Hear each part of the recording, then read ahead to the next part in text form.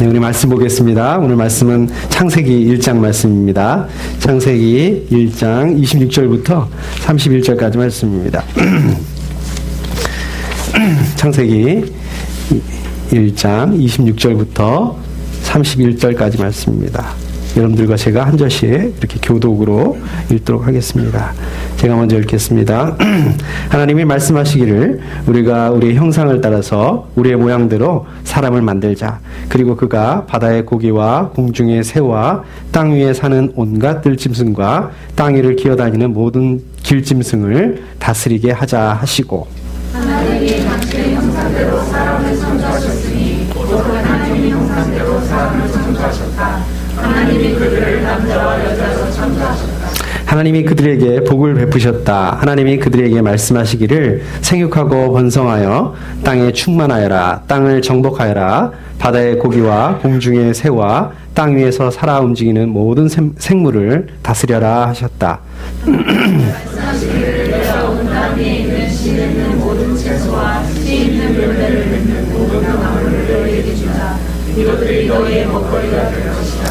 또 땅의 모든 짐승과 공중의 모든 새와 땅 위에 사는 모든 것, 곧 생명을 지닌 모든 것에게도 모든 푸른 풀을 먹거리로 준다 하시고 그대로 되었다. 하나님이 손수 만드신 모든 것을 보시니 보시기에 참 좋았다.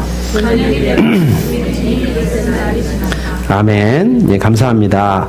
여러분들 그 추수감사절 어떻게 보내셨습니까? 잘 보내셨나요? 특별히 그 지난 화요일 날 우리 그 땡스기빙 디너에 많이들 이렇게 참석해 주셔서 감사합니다. 음식들 만드시느라고 또 이렇게 고생 많으셨습니다. 수고들 많으셨습니다. 이게 처음이라서 좀 어색하기도 하셨을 것이고, 우리 나눔교회 우리 성도님들도 좀 어색하기도 하셨을 것이고, 더더군다나 우리 리치 철치 분들하고 이렇게 좀 서먹서먹 하실 수 있었을 텐데, 그래도 이렇게 용기를 내주셔서 너무 감사하고요. 다들 이렇게 수고들 많으셨습니다. 또 이게 마지막 부분에 우리 또 이렇게 나눔교회하고 리치 철치에서 저희 교회를 위해서 또 이렇게 다 같이 이렇게 기도해 주셔서 참 너무 좋았고요. 또 굉장히 또 의미가 있었던 그런 시간인 것 같았습니다. 저는 개인적으로 이 음식이 굉장히 많고 다양해서 너무 좋았습니다. 이제 뭐 물론 그래도 미국 음식보다는 우리 한국 음식을 더 많이 먹게 되더라고요. 또 우리 한국 음식들보다 중에서도 우리 교회에서 준비한 이 군만두를 제일 많이 먹었습니다. 네, 참. 또 마음은 원하셨지만 또 시간이 안 돼서, 일정이 안 되셔서 우리 못 가신 분들도 계신데, 하여튼 뭐 이 자리를 빌어서 우리 생명생 가족들에게 감사를 드립니다.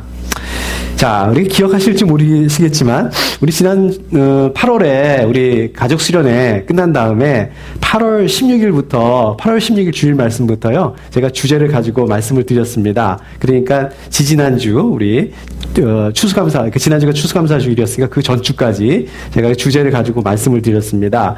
우리가 주로 말씀을 읽을 때 이제 오해하기 쉬운 그런 말씀, 또 잘못 아시고 계셨던 것들, 우리가 잘못 해석하고 있었던 그런 부분들을, 그런 말씀들을 중심으로 해서 그 부분들을 제가 재해석하고, 또 우리의 그 삶 속에서 그 말씀들을 묵상하고 적용하실 수 있도록 또 그렇게 이것을 중심으로 말씀을 준비하고 나눴었습니다. 잘들 이렇게 기억 못 하시죠?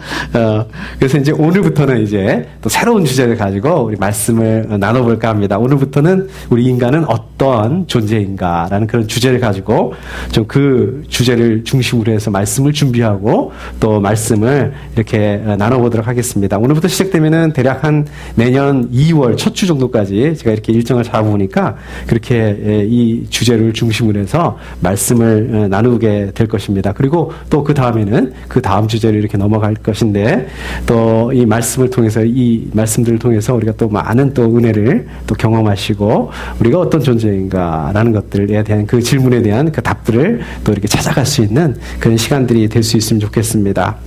우리 성경들 많이 읽으시죠? 예. 저는 그런 줄로 믿습니다. 자, 그런데 우리 교회 참 목회자님들도 많고 우리 신학생들도 많지 않습니까? 근데 이게 저도 이렇게 신학교를 다닐 때, 신학생 시절에 이렇게 보게 되면 성경을 많이 읽고 많이 접하게 되죠. 많이 접하게 되는데, 근데 이게 통독이라고 그러죠. 우리 창세기부터 요한계시록까지 이렇게 읽는 거, 이 통독하는 것은 이게 참 쉽지가 않습니다. 오히려 이것들은 참 어려운 것 같아요. 이렇게 하기가. 그래, 요즘처럼 이렇게 추수감사절도 지나고 연말로 가고 또 새해를 맞이하고 그러면 이렇게 좀 새로운 그 마음을 가지고 또 이렇게 새롭게 계획도 좀 잡고 이렇게 하지 않습니까? 또 다짐도 하고 이렇게 하지 않습니까? 내가 새해부터는 꼭 이렇게 해야겠다. 그 중에서 이제 빠지지 않는 계획 중에 하나가 이제 통독이에요. 성경 통독이 아닌가 합니다. 저도 이렇게 개인적으로 매년 이렇게 성경 통독을 이렇게 계획을 잡는 것 같습니다. 그럼 우리 이제 성경 통독을 이렇게 하기로 딱 마음을 먹으면, 그래도 이제 창세기부터 읽어야지. 그리고 이게 창세기를 시작을 해요. 이제 저 같은 경우는 하루에 한 10장씩, 한 10챕터씩 이렇게 읽으면, 이게 창세기가 너무 재밌어요. 그러니까 진도도 이렇게 축축 나가고서 이렇게 읽을 수가 있습니다.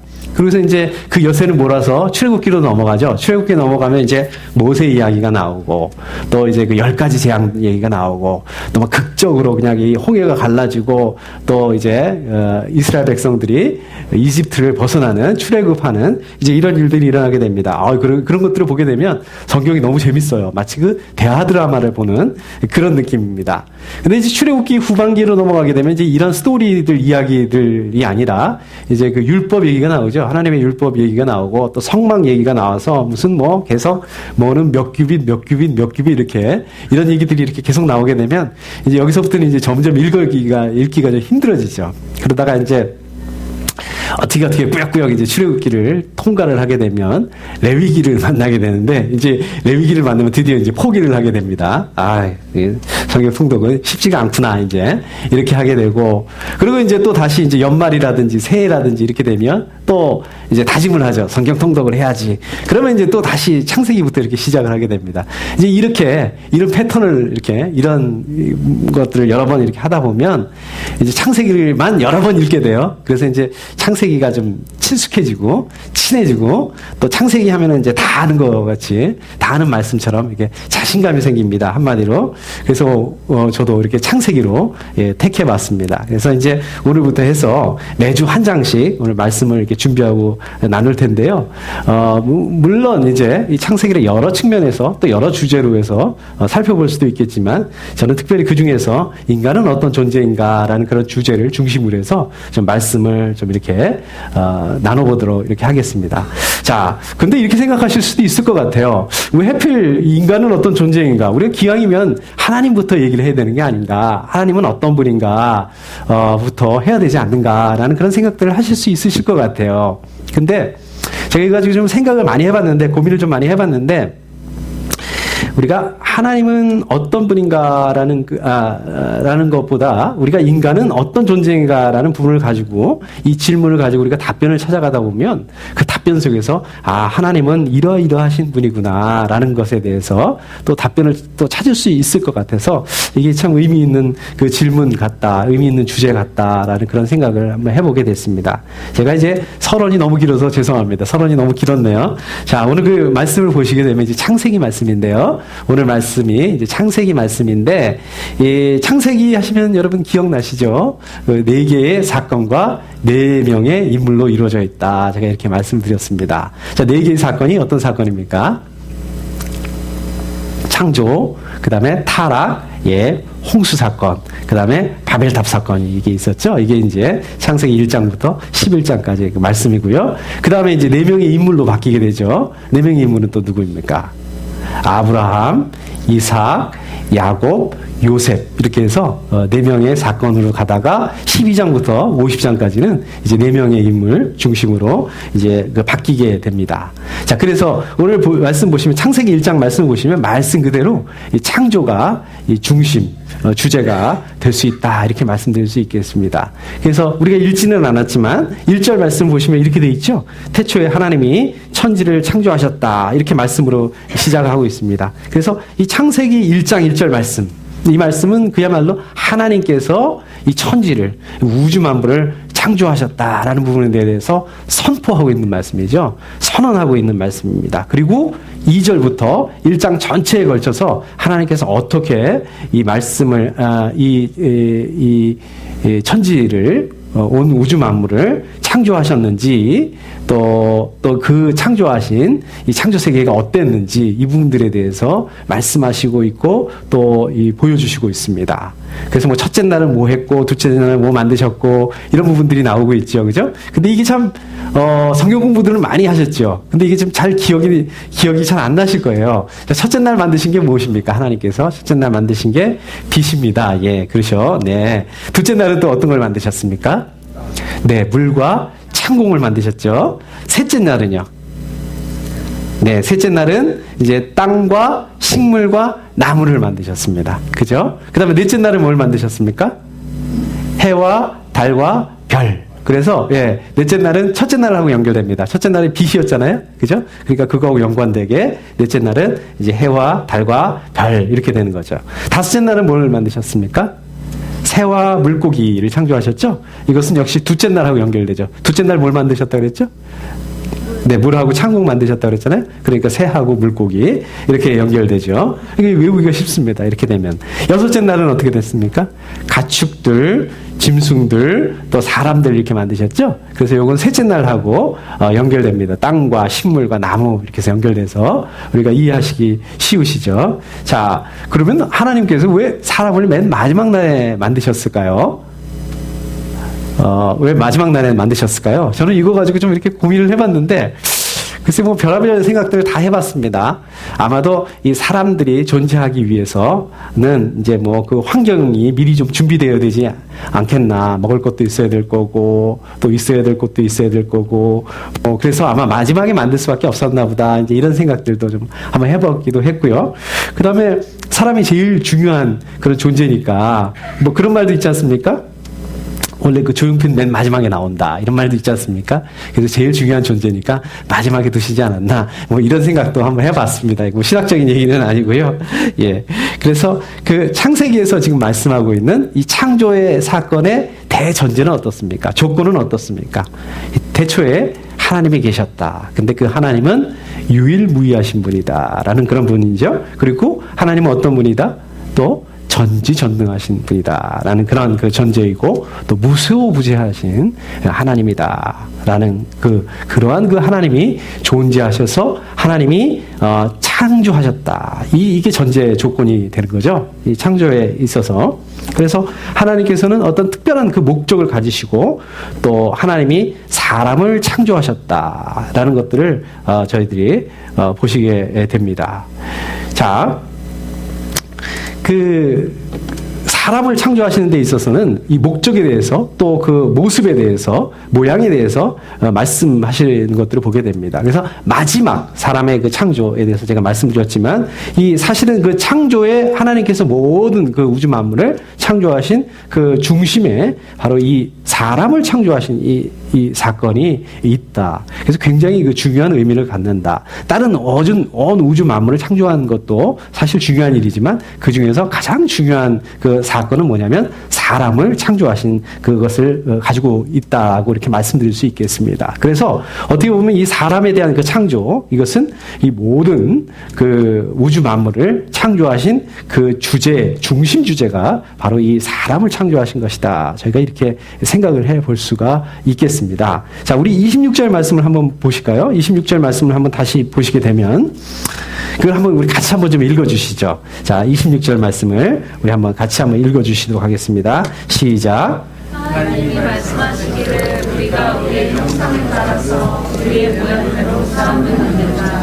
그리고 그가 바다의 고기와 공중에서와 땅 위에 사는 온갖 가지를 땅 위를 기어다니는 모든 죄를 다스리려 하자. 네, 아멘. 감사합니다. 여기서 보시면 지금 우리가 우리의 형상을 따라서 우리의 모양대로 사람을 만들자 이렇게 그 말씀을 하시고 있습니다. 자, 이게 무슨 말씀일까요?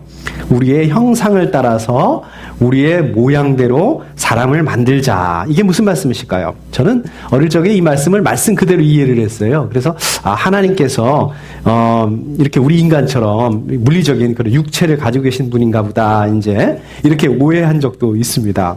자, 그렇지만 이 형상이라는 게 우리들도 잘 아시다시피 이런 물리적인 의미가 아니라는 거죠.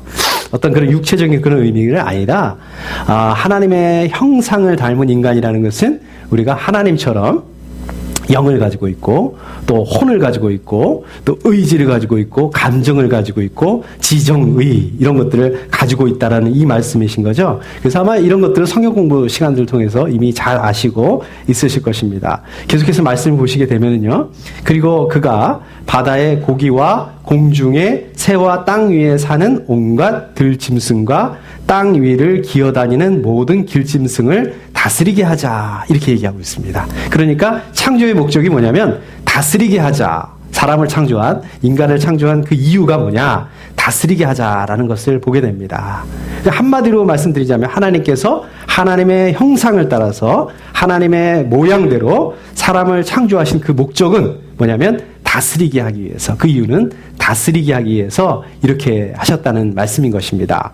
그러니까 하나님의 형상대로 창조된 그 사람은 하나님의 창조의 그 목적대로 하나님께서 지으신 이 창조물을 하나님을 대신해서 다스리게 하셨다는 거죠. 그래서 여기서 형상이라는 이 개념은 굉장히 형이상학적인데요. 어려운 개념인데 이것은 어떻게 나타나게 되는 거냐면 하나님께서 창조하신 이 세상을 다스리는 이렇게 모습으로 나타나게 된다라고 말씀을 드릴 수가 있겠습니다. 자, 그래서 이 다스리게 하자. 그러니까 다시 말씀드리자면 이 형상이라는 말씀에는 하나님의 내면적인 그런 그 성품뿐만 아니라 아까 말씀드린 그런 그 뭐 영이라든지 혼이라든지 이런 그 내면적인 그런 성품뿐만 아니라 하나님의 그 기능적인 속성, 다스리는 그 하나님의 속성에 대해서 말씀하시고 있고 그것을 위해서 사람을 만드셨다라고 말씀하고 있습니다. 자, 그런데 우리가 2절 말씀, 우리가 읽지는 않았지만 2절 말씀으로 돌아가 보시면 이렇게 되어 있습니다. 땅이 혼돈하고 공허하며 어둠이 깊음 위에 있고 하나님의 영은 물 위에 움직이고 계셨다. 이게 이 말씀이 무슨 말씀이냐면 바로 이 창조의 본질에 대해서 말씀하고 있는 것입니다. 그러니까 그 하나님께서는 이 공허라는 거, 혼돈, 어둠, 다시 말씀드리면 무질서죠. 이 무질서 가운데 질서를 부여하신 거, 질서를 갖게 하신다는 게 이게 창조라는 그 말씀인 것이거든요. 그래서 보시면 하나님께서 빛이 생겨라 이렇게 말씀하시니까 어떻게 됐습니까? 어둠이 사라지게 되고 빛이 일어나게 되는 거죠. 자, 계속해서 보시면 어둠이 깊음 위에 있고 이렇게 말씀하고 있거든요. 이 깊음이라는 게 어떤 의미를 가지고 있냐면 이게 바로 그 물을 의미하는 것입니다. 그래서 이어지는 말씀에 보면 하나님의 영은 물 위에 움직이고 계셨다 이렇게 말씀하고 있죠. 그래서 어둠이 얼마나 심각해 하였던 그 모습인가라는 것을 보게 됩니다. 그런데 어둠 가운데 빛이 전혀 없었게 되는 거죠. 그렇지만 이 가운데 빛이라는 질서를 창조하시는 거고 이 빛이 바로 하나님을 상징한다. 이 말씀을 이렇게 볼 수 있겠습니다. 그러니까 빛이 없는 그 혼돈 가운데 케이오스 그런 상황 가운데 하나님께서 이 새로운 질서라는 이 빛을 만들어 놓으신 것이죠. 그리고 이게 창조라는 것이죠. 그래서 이 빛으로 새로운 그 질서들 하나님께서 질서 정연하게 만들어 놓은 이 창조 세계를 이 창조의 그 조화로움을 유지하고 또 풍성하게 만드는 작업을 누가 하느냐? 하나님께서 만드신 사람에게 맡기시고 그 사람에게 이 일을 하게 하셨다는 거죠. 이게 바로 다스리게 하자 이 말씀이라는 것입니다. 자, 그렇다면 이 사람은 어떻게 이 임무를 하나님께서 이 맡기신 이 임무를 수행할 수 있을까요? 그것은 바로 하나님의 성품을 가지고 있을 때, 하나님의 본질을 가지고 있을 때 가능하다는 말씀인 것입니다. 그러니까 하나님의 이 성품, 하나님의 이 본질을 가지고 있지 못하다면 하나님께서 맡기신 이 다스리는 일, 이것을 할 수가 없다는 말씀인 것입니다. 하나님의 그 임무를 수행할 수가 없게 된다는 것입니다. 그래서 그렇기 때문에 만일 우리 안에 그 사람 안에 하나님의 형상이 있지 않다면 우리는 다른 그 피조물과 이 별반 다를 바가 없다는 거죠. 그래서 우리가 다른 피조물과 이 구분될 수 있는 부분들이 있다면 우리는 하나님의 형상을 가지고 있다는 것, 가지고 있지 않는 이 다른 창조물과 이 다른 부분이 있다면 이렇게 볼 수 있을 것입니다. 28절 말씀을 보시게 되면은요, 생육하고 번성하여 땅에 충만하여라, 땅을 정복하여라, 바다의 고기와 공중의 새와 땅 위에서 살아 움직이는 모든 생물을 다스려라 이렇게 말씀하고 있습니다. 여기서 보시면은요, 생육하고 번성하여 땅에 충만하여라. 여러분 이 말씀을 보실 때마다 어떤 생각이 드십니까? 어떤 그 말씀이 생각이 나십니까? 생육하고 번성하고 충만하고, 이것은 우리가 단순하게 인구가 불어나고 또 사람들이 늘어나고 이렇게 생각할 수 있습니다. 그런데 그 의미만을 말하는 것이 아닙니다. 이 말씀은요, 이 사람들이 하나님의 그 창조 질서를 유지하고 또 이 발전시켜 나아가는 것들을 말씀하고 있는 것입니다. 또 이 번성하고 또 풍성하고 이러한 그 능력들이 바로 하나님으로부터 오게 된다는 것을 말씀하고 있는 것입니다. 하나님의 그 본질과 그 하나님의 그 형상을 가졌을 때에 이 풍성함이 나타난다는 것을 말씀하고 있는 것입니다. 그러니까 이 풍성함을 위해서, 이 번성함을 위해서는 하나님의 형상이 필요하다는 것이죠. 그런데 이 하나님의 형상은 누구일 것입니까? 우리 사람의 것이기도 하지만 그 원천이 하나님의 것이고 하나님으로부터 나왔다는 것입니다. 또 계속해서 보시면 땅을 정복하여라 이 말씀이 나오죠. 이 정복하여라 그러면 어떤 것들이 생각이 나십니까? 정복하여라. 그럼 좀 부정적인 의미로 좀 들리시죠? 그 제국들이 어떤 그 식민지를 정복을 해서 그 핍박을 하고 또 착취를 하고 또 말살을 하고 이런 그런 의미로 생각나지 않으십니까? 우리는 보통 그런 의미로 알고 있죠. 그런데 여기서 그럼 하나님이 이런 의미로 얘기하느냐? 그 사람들이 땅 위의 모든 생물들을 그 무제한적으로 착취하고 또 그것들을 말살하라 이런 의미로 말씀하셨냐? 그거는 아니죠. 그 땅 위의 생물들이 어떤 생물들입니까? 이 땅 위의 생물들도 역시 하나님께서 창조하신 피조물이란 말이에요. 그렇죠? 이 하나님께서 만들어주신 그 존재란 말씀인 것입니다. 그래서 이 피조물들도 어떻습니까? 사람과 마찬가지로 하나님의 그 축복을 받아야 되고 사람과 마찬가지로 생육하고 번성해야 될 그 존재들이라는 거죠. 그래서 여기서 보시면 땅을 정복하여라 이 말씀은 사실은 이렇게 뭐 착취해라 말살해라 이런 뜻이 아니라 하나님의 형상을 가진 사람이 역시 하나님과 동일한 방법으로 그 하나님의 그 태도를 가지고 다스리면서 하나님의 그 사랑과 하나님의 그 긍휼을 그것을 통해서 이 우주 만물들 이런 것들을 이 피조물들을 섬겨야 된다라고 말씀하고 있는 것입니다. 그래서 여기서 중요한 것은 무엇입니까? 하나님의 형상대로 다스리고 또 섬겨야 되는 그것들에 대해서 말씀하고 있는 것입니다. 그래서 이 하나님의 형상대로 다스리는 사람들을 보게 되면 그 모습을 통해서 어떤 모습을 보게 되는 것입니까? 자연스럽게 하나님의 모습을 볼 수 있게 된다는 것입니다. 하나님의 형상을 볼 수 있게 된다는 그 말씀인 것입니다. 하나님을 볼 수 있다는 말씀인 것입니다. 자, 어떻습니까? 하나님은 우리 눈에 보이지 않는 하나님이시죠? 우리가 하나님을 볼 수 없습니다. 그런데 하나님을 볼 수 있는 방법이 있는데 그것은 뭐냐? 우리 사람들이 세상을 이렇게 질서 있게 또 다스리는 그 모습들을 보게 될 때 하나님의 모습을 볼 수 있다는 것입니다. 이것이 지금도 유효하죠. 그렇지 않습니까? 우리 그리스도인들이 하나님이 창조하신 이 세상을 온전하고 질서 있게 또 만들어가고 조화롭게 가고 다스릴 때 우리가 섬길 때 그 하나님의 형상을 가지고 그렇게 할 때 우리의 그 모습을 보면서 하나님의 모습을 볼 수 있다는 것이죠. 자, 우리 그 생명새 가족들께서는요, 하나님의 창조에 대해서 이렇게 바라보실 수 있어야 됩니다. 이 측면에서 보실 수 있어야 된다는 것입니다. 이 관점에서 보실 수 있어야 된다는 것입니다. 이 모습이 바로 이러한 인간의 모습이 하나님의 형상을 가진 이 모습이 타락하기 전에 하나님이 만드신 그러한 인간의 모습이라는 말씀인 것입니다. 타락하기 전에 그 사람들, 그 포함해서 하나님의 창조의 세계는 어땠습니까? 하나님 보시기에 좋았더라. 하나님 보시기에 참 좋았더라. 바로 이 말씀인 것입니다. 우리는 사실은 하나님의 나라, 또 구원, 또 그 회복 이런 것들, 이런 개념들은 어떻게 생각하십니까? 이런 부분들에 대해서 어떻게 이해하고 계십니까? 예수 믿고 또 구원을 받아서 천국 간다. 이 교리, 이 한계에 머무르는 경우들이 많이 있습니다. 이것들이 편안하고 안정감을 갖는 경우들이 많이 있습니다. 맞는 말씀입니다. 틀린 말씀이 아닙니다. 근데 문제는 뭐냐면 우리가 거기에 머물러 있는다는 것입니다. 우리가 구원받은 자로서 삶으로 연결되지 못한다는 것입니다. 구원을 교리로서 우리가 생각을 한다는 거죠. 지식으로 끝난다는 거죠. 구원의 개념을 우리가 나중에 이제 하나님 앞에 나아가게 될 때, 우리의 그 삶이 끝나게 될 때 하나님 나라에 들어가게 되는 이 티켓 정도로 생각을 하게 된다는 것입니다. 그러니까 그 티켓을 당연히 잊어버리면 안 되잖아요. 큰일 나잖아요. 그러니까 깊숙이 숨겨놨다가, 꽁꽁 숨겨놨다가, 잃어버리지 않게 이렇게 숨겨놨다가, 고이고이 묶어놨다가 천국을 가는데, 하나님 나라 가는데 사용하기 위해서 쓴다라는 게 이게 문제라는 거죠.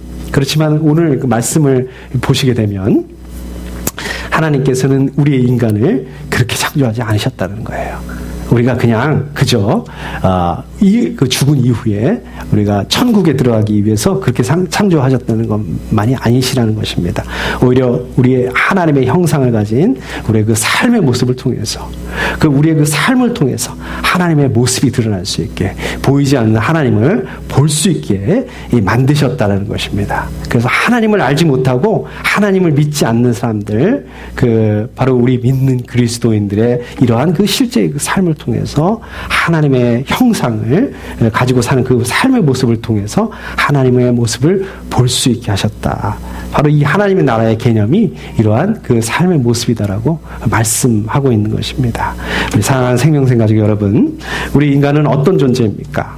우리 오늘 말씀을 통해서 보시게 되면 우리 인간들은, 우리 사람들은 하나님의 형상을 따라서 만들어진 존재입니다. 그래서 하나님께 복을 받은, 이 축복을 받는 그런 존재라는 말씀인 것입니다.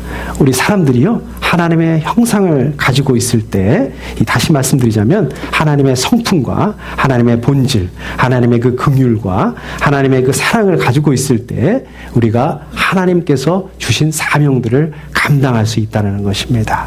우리가 그러한 삶을 감당해낼 수 있다는 것입니다. 그러니까 우리가 하나님 주신 그 삶들을 감당할 수 있기 위해서는 반대로 이 하나님의 그 본질들, 하나님의 사랑과 이 긍휼들, 하나님의 형상들을 우리 안에서 회복시켜야 된다는 그 말씀인 것입니다. 자, 우리 사랑하는 생명생 가족 여러분들께서 과연 어떻게 하나님께서 주신 이 사명들, 이 삶들을 우리가 감당하실 수 있습니까? 우리 안에 그 깨어진 그 관계들이 있다면 우리가 이 관계들을 어떻게 우리가 회복할 수 있겠습니까? 우리 안에 이 지치고 무겁고 또 이 무뎌진 마음들이 있다면 우리가 어떻게 우리가 영적으로 이것들이 회복되어질 수 있겠습니까? 우리 안에 어떻게 하면 이 풍성한 삶을 우리가 가질 수 있겠습니까? 이 모든 그 능력이 바로 하나님으로부터 말미암는다는 것입니다. 모든 것들이 하나님으로부터 온다는 사실을 우리가 인정하는 것입니다. 우리 안에 그 우리의 그 삶의 사명들을 감당하는 것들이나, 우리 깨어진 관계들을 회복하는 것들이나, 우리 안에 그 무뎌진 그 영을 회복하는 것들이나, 또 모든 풍성한 삶을 우리가 회복하는 이런 것들이 하나님의 형상을, 우리 안에 있는 그 하나님의 형상을 회복할 때 가능하게 된다는 것입니다. 그래서 우리는 하나님의 형상을 회복해야 된다는 것입니다. 우리 교회도 마찬가지입니다. 우리 교회를 위해서 기도할 때도 이러한 그 하나님의 형상들이 우리 교회 안에 회복되어질 때 우리 그 교회가 회복되어지는 것입니다. 그래서 이것을 놓고 우리가 기도해야 되는 것입니다. 우리가 다시 말씀드리자면 이것은 하나님의 성품들, 하나님의 그 모습들, 본질들을 우리가 회복할 때 가능한 것입니다. 내 방법, 또 내 방식, 내 지혜, 내 경험, 이런 것들이 아니라는 것입니다. 그런데 어떻습니까? 그럼에도 불구하고 우리 그 삶의 현장 가운데서 우리가 그 결정의 순간에 섰을 때, 우리가 선택을 해야 될 때 어떻습니까? 하나님의 형상이 아니라, 하나님의 그 본질이 아니라 내 안에 있는 것들, 내 것들, 내가 쭉 그렇게 해오던 것들, 내가 편안한 것들, 우리가 이런 것들을 붙잡는 경우들이 많습니다. 그렇지만 우리 생명생 가족들께서는 우리 내 눈에 보이는 것이 아니고, 내 손에 잡히는 것이 아니고, 내가 편한 그 방식들이 아니고, 비록 눈에 보이지는 않지만, 내 손에 잡히지는 않지만, 좀 이해가 잘 되지는 않는 그런 부분들이 있지만, 좀 아직도 좀 불편하고 좀 너무 상학적이다, 또 이름에도 불구하고 이 하나님의 형상을 회복하실 수 있고 또 이런 것들을 붙잡으실 수 있기를 소원합니다. 그런데 어떻습니까? 그것들이 머리로는 잘 알지만 우리가 지식적으로는 잘 알지만 쉽지가 않습니다. 노력을 해보기도 하고 또 애써보기도 하고 시도해보기도 하고 그런데 실패합니다. 우리 혼자서는 힘듭니다. 어렵습니다. 어떻게 보면 불가능한 것입니다. 그래서 우리 교회 공동체가 필요한 것입니다. 그래서 우리 목장이 식구들이 필요한 것입니다. 그래서 우리 가족들이 필요한 것입니다.